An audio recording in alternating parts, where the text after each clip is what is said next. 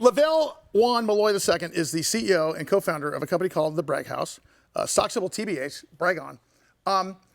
And we've kind of, I wanted you because, first of all, you're one of the most impressive people I know, seriously.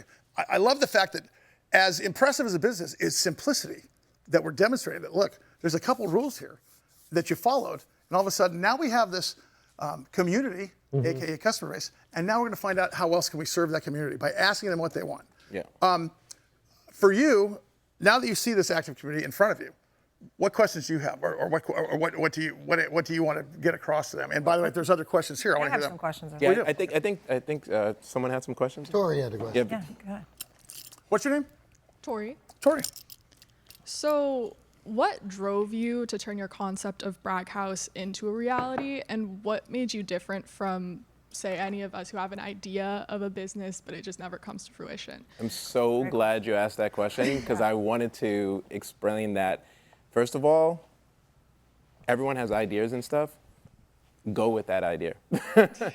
For me, it was in 2014 when they stopped, doing all of the sports games. I was devastated, and I wanted to keep playing the sports games. And I kept saying to myself, someone is smarter than me because they lost billions of dollars, so someone is going to do that. They're not smarter than you. You're smarter, I promise. The other thing that made it different is, again, so I'm so glad you asked that question. Go with the idea, and then there was a concept in business where people said, nothing is new. Everyone is going to build the same thing, just a little bit different. Also a lie. Yeah. Go with what you think to do it. Again, it's not that simple, but it also is that simple. How often were you told no or no, can't do it? A lot. Yeah. A lot. Even when we first started, there were investors, and obviously, you need money. Because think about that. You have a privately held company. Yeah. Okay. You're asking for money before you have business. You have a valuation of what the furniture's worth, and you've got to pitch these guys on maybe a 3-year exit and saying, how did you? I mean, honestly, that had to be a piece of it for you. It is. And what I will say too is I took a year and I used all the analytical stuff you're doing, and I researched, I talked, and I did what I tell you guys to do. What I said I did. I literally talked to college students and I said, is anyone doing this? I did, and no one was doing it. And I said, okay, well, are you playing with your friends and you're doing this? And you're like, and people are watching you? But no, they're like, yeah, we do it in our dorm. And I said, so I did a year and a half of research first, and then I just went ahead and I did it. Do you feel like you have paralysis by analysis, like you want to get something started and just can't, or is it just that it feels out of reach for you? Because listen, I'm guilty of that too. I can't tell you how many times. I mean, before we built this studio and this career, I probably wasted 7 years thinking, okay, I should do it, but what should I do? I mean, it's common. Is that what you're feeling when you ask that question? I guess it's a fear of it not working out, but it's also just can I even do it in the first place? Yes. Do I have the ability? How much of it, though, is talking to our age group, and you're saying words, and we're going, yeah. And we're saying, get off my lawn. But you're thinking to yourself, no, you're not hearing me. You're not really listening to what I am saying, i.e., you're not hearing the underlying message of, can you just kind of help me, grab my hand a little bit, and pull me in the direction that I know I can go and be successful in? In other words, do you think you're in a target-rich environment? I mean, do you think that it's accessible around the oldsters like us? Or do you think you have to have a new paradigm shift and just start it with your age group? Can you rephrase that? Well, what I'm saying is, look, the status quo is there's a bunch of old guys like us in business, and you guys are entering into the world, and you're going to be the next business leaders. And when you say to me, I don't know if I could do it, you realize we were knuckleheads.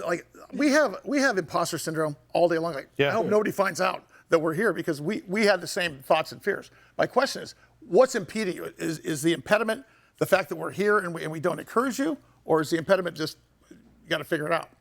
I think that could be part of it, but I think since our generation, Gen Z, has grown up with technology and you guys haven't, the internet, there's just a lot of social things that went into that too, where I think our generation just has a lot more self-doubt.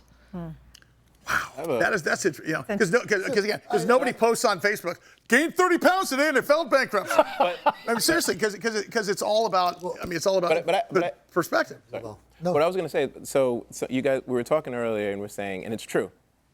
They tell you be a lawyer, they say do this, and things are almost the same kind of status quo. What I would say, contrary to that, is I think there are more opportunities You just need to know how to use them. So I use AI all the time, but I don't just say, what's a business, what's this? I literally spend as much detailed time, and I use it as almost there are 30 people, and I'm like, well, how do I research this? So I think that there's so much more opportunity because I didn't have AI, obviously, to kind of figure out what the research is. I had to go get the books and Google and beg people to send me reports on what. Hey, Lavell, did you have self-doubt?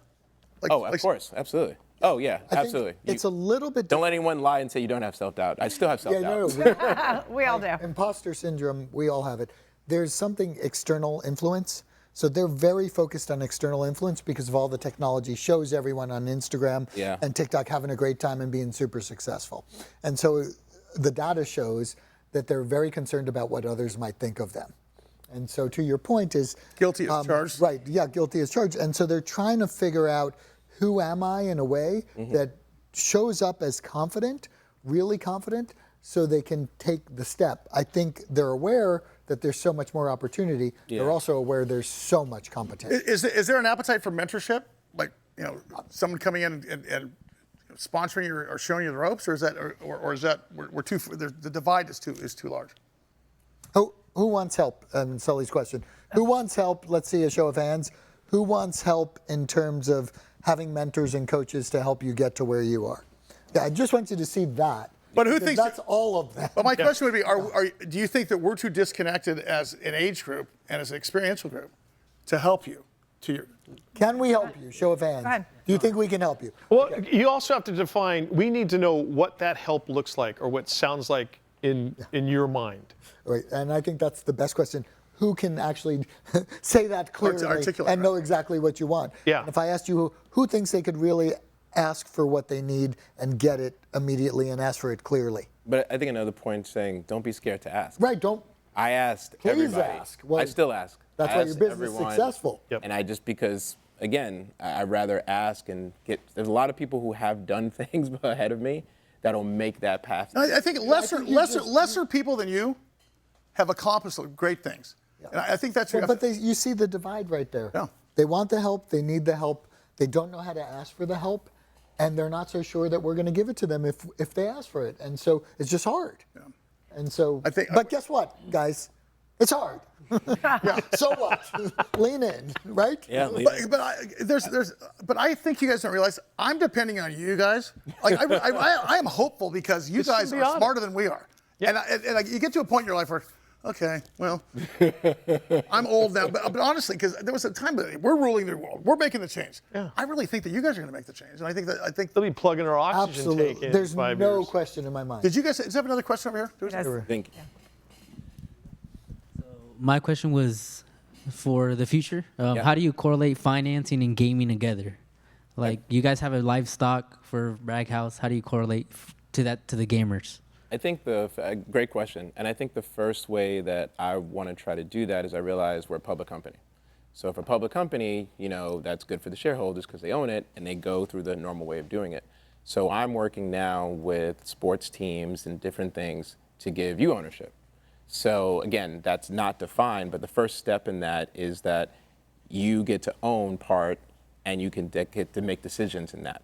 And that's the next evolution. That's why we're doing one of the partnerships we're doing, is because I'm carving out with the teams that I'm speaking to that you will have ownership in those things. And then along with that, there'll become education and ownership because you don't understand what a fractional interest, what a lot of those things mean. So that's at least how we're trying to do it, to give you the ownership. And again, it may start as a small bit, but if you own your favorite soccer team, if you own your favorite baseball team, if you have wouldn't you care just a little bit more if you actually, I would. Who would think that you would go from playing John Madden football to owning the Denver Broncos? I think that's. Thank you to our good buddy Dan Negroni today and his wonderful class. We're not done. We have another guest. Lavell Malloy II.